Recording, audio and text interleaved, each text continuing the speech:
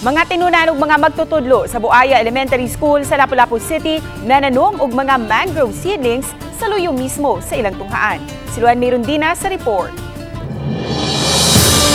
Luyo sa Buaya Elementary School, nahimutang ang halapad nga Bakhawan nga nakapanalipod sa tunghaan, gikan sa mga dagkong bawd ug storm surge. Nangaukal man ang atop sa tunghaan atol sa bagyong Odette, apan wa mabanlas ang ilang koral daplin sa dagat kay nasalipdan kini sa mga bakhaw.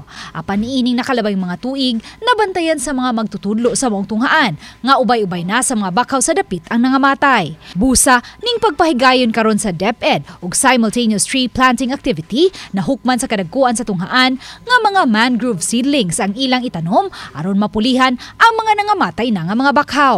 It's very logical nga mangroves gyud ang among gamiton kay kung katong mga fruit-bearing trees naa siya kanang distance requirement nga dapat malayo siya sa usa ka building, and ang Buaya Elementary School is a small school. 80 ka mga seedlings sa red mangrove nga may scientific name nga Rhizophora manji ang ilang gipananom.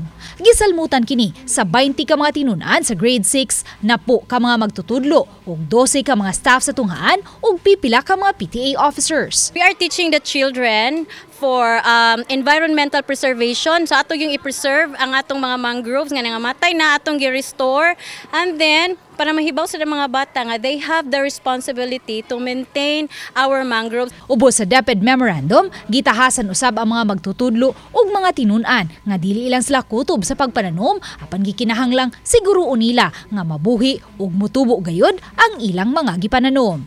Buaya Elementary School for a Christmas gift for the children. Uban ni Marlon Melgazo, Luan Mirundina, Balitang Bisdak.